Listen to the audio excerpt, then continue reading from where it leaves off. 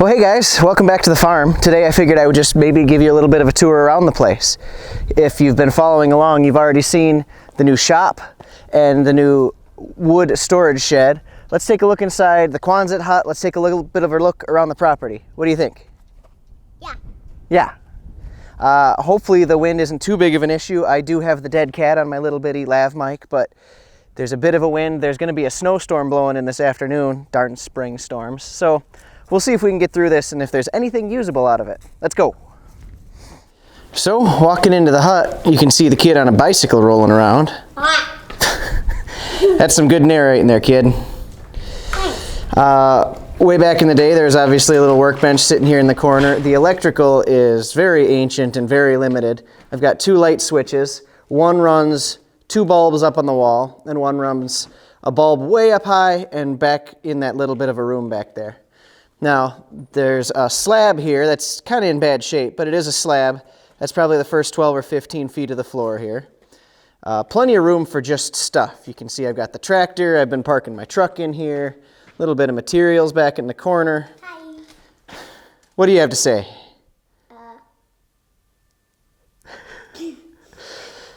Back here, you can see we still have the casita. The little marshmallow camper project is still here. It's still coming along. I have not really started on it yet because of the move, but people have been asking. It's going to happen. Hopefully, fairly soon, I'll start tearing into it. Don't hold me to that, because clearly I couldn't follow through very well on my last time frame, but it's going to happen. Don't worry. Back on this end, you've got a garage door going out the back side, and then there's just a cornfield out there. We've got a loft in here that goes up to the top. It's kind of old, it's kind of rickety, but it's still strong. I've been walking around up there. I can actually shoot my bow from the top, and I can get about 35 yards indoors down to the bottom corner here. The cool part about this is that right about where I'm standing is kind of like halfway, what have we got here? Right about where I'm standing is kind of like halfway through the building. So I believe my long-term plan is going to be to put a wall right here from floor to ceiling that separates this building in half. The front side is still going to be what it is. The back side is going to end up being 2 stories tall for my future Gunflint Designs workshop. I am really excited about that.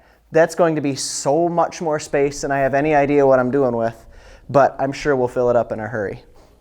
It'll end up being, what did I decide this was? 21, 22 foot to the peak in here. So basically we'll have 2 different floors that are 10 foot tall apiece that are basically 30 by 30. So that's going to give me a lot of room to work with.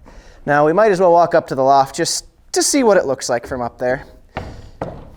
I believe once we're all the way finished and putting in something here, I want to have a garage door out the second level too, so that I could use a forklift or something to lift something up from ground level and get it in here to the second floor. So anyway, that's the loft. This will end up being the second floor of the shop someday. I'd love it if I could start working on that this year, but it's more like a long-term plan. Could take a few years before I actually get that done. Mr. Flint. So then back in the corner here, they've got a little bit of a penned area. The previous owners, I think, raised chickens and or pigs probably at different times. You can see by the netting, I think that was for the chickens.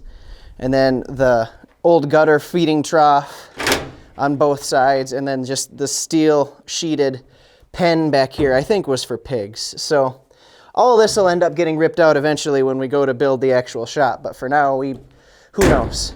Might have to put a critter or 2 in there. Okay, walking out the back of the barn, you can see where I got the tractor stuck the other day. I drove over this when the ground was still frozen one morning, so I thought it would be fine to put the tractor away from here. Well, turns out you sink once the ground thaws, so you can see each one of these lines that runs through here is actually me pushing the bucket into the ground and then flipping it out to move myself back about 18 inches at a time until I got to dry ground and could get out. So if we walk back here just a little ways, this is the northern edge of the boundary, and then it goes out to that corner there where you see the fields start. This is kind of the corner of the property. Here we have Evel Knievel trying to run out. It's not working very well though. Come on, pedal! All right, we'll come back to this later. Over here, that is on the northern, got my directions mixed up here now, eastern edge of the shop and garage building, and that's actually the chicken coop. The former owners definitely kept chickens in there, and that's what our plan is for it too. That's going to be a coming project real fast because right now we have chickens in the shop. So this here is going to be the future chicken coop. It just needs a little bit of maintenance. Need to clean up the mess around the outside of it and probably make just a little bit of an outside screened in area. But inside, it's actually pretty strong. Needs to be cleaned out, but other than that, it's in good shape and it's big. I can store all of the stuff that chickens need in a box in here and have plenty of room for the 8 birds that we've already got. Are you excited to have chickens? Yes. Yeah? We already have chickens. Yeah, I know. Are you excited about it? Yes. All right. So then outside the chicken coop, these 2 trees right here and here are both apples. I know one of them is a Honeycrisp, and I'm not sure what kind the other one is, but we're pretty excited about having apples, aren't we? Yes. All the neighbors we've talked to so far all tell us about our own apple trees, so apparently they're pretty famous for it. So why the helmet? Because I might ride a bike some point in time. And it's easier to leave it on than to take it off and on all the time? Yeah. That makes sense. Should we move on? Yes. Okay. So looking back towards the Quonset hut, there's the chicken coop, there's the back of the shop. A couple of scrubby trees in here that I'm going to have to thin out. There's a lot of just landscaping work that I plan to do here before too long. This is kind of a windbreak row that I wish it was a different species of plant. I'd rather have evergreen that kind of gives you more like a privacy wall instead of just a windbreak, but it's good for now.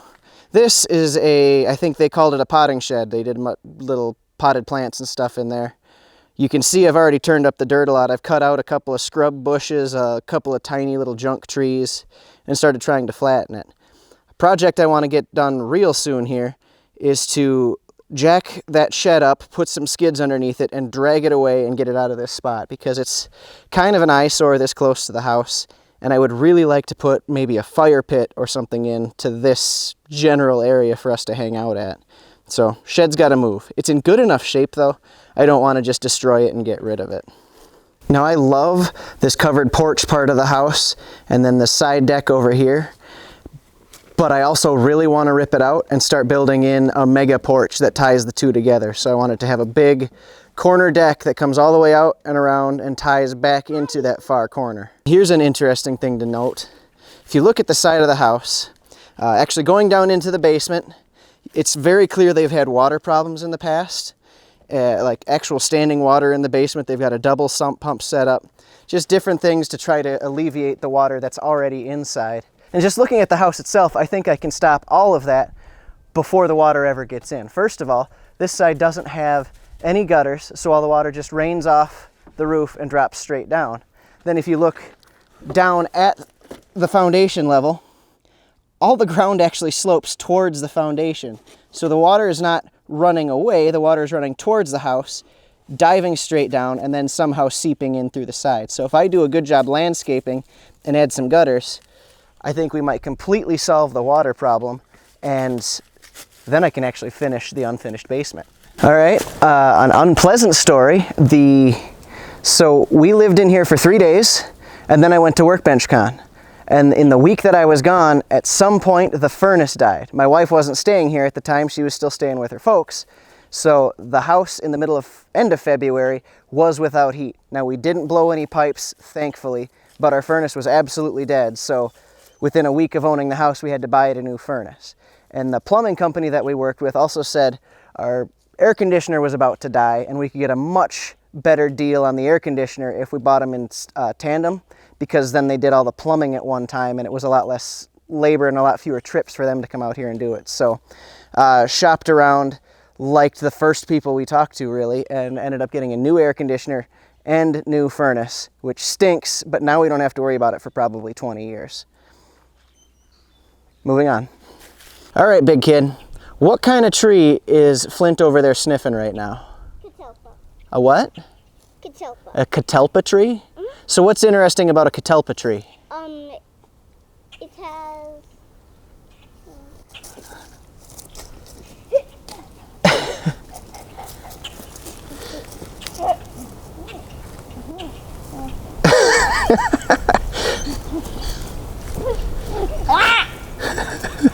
we might need to do a take 2 on this one.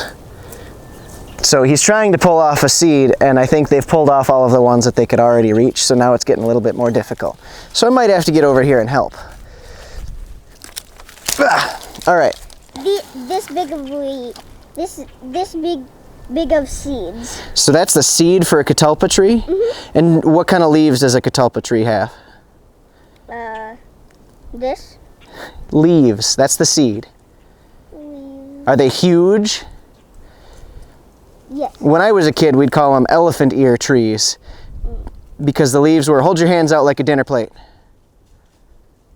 Drop the seed.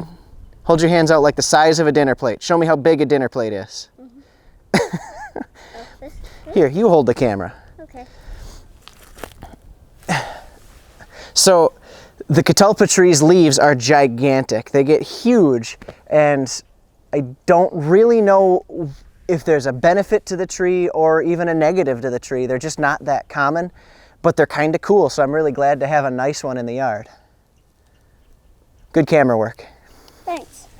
All right, so back over on this other side of the house, we've got, you can see kind of evidence of the water that they have in the basement. Those 2 pipes are actually hooked up to the 2 different sump pumps that come out of the basement. When we moved in, there were no hoses, no tubing coming off of the end of it. It's just the PVC sticking out of the wall. And then when the snow started melting outside, those things ran constantly. And then they just gushed out of the pipe and dropped to the ground. And they dug out a huge basin just from water flow alone, where all the water would pool into it and then seep into the ground and then go back in through the foundation again. So that sump pump was working and working and working, trying to just work itself to death, pumping the same water over and over again. So I ran these pipes to get it down this little slope out away from the house and really get the water away. Then you can see I've turned up the soil here a little bit. I've actually brought buckets of dirt in from across the yard, put it here to make that slope come back in and try to keep rainwater rolling off. Now in this exact spot, that's not a big deal because up here to the peak, the slope is going left and right instead of front to back. So water's not coming off this direction so much. Now you can see over here, there's one little strip of gutter. That's the only gutter on the whole house, and it's flowing out in towards the driveway. And then over here, we have a little valley in a corner. And apparently that used to have some gutter because there's an old downspout there, but there's no gutter there now. So that's going to be a mini project where Emmett's going to help me add just 2 little lengths of gutter there, and hopefully we can control that and get it out into the yard too. So hopefully adding those little water defense measures will keep the water completely out of the basement from now on. Well guys, that about does it for this tour. I hope you enjoyed this one. It was a little bit of rambling. Hopefully you could hear anything. I'm not sure because of the wind. It won't be until I get this footage into the computer to find out that I'm even going to use it or not. So let's keep our fingers crossed on that. Hopefully you got a little bit of a view of what we're working with here. There's no end to the projects that need to get done and no end to the projects that I want to get done. So this place is going to keep me busy for a long time. Yes. Not to mention heading out to the tree farms as often as I possibly can to get some work done out there too. I did want to point out one more thing. These 2 trees right behind me here, just the other side of the driveway, are actually black walnut trees. So we do have a little bit of unnecessary walnut live on the hoof growing in the yard, and I'm pretty happy about that. Hopefully we can get a few more planted around here where I might have some space for some sunlight to get to them. But why did you say unnecessary walnuts? because that's my thing. You know that. Thanks guys. I appreciate it. We'll see you next time. See you next time. Ah! You! Me!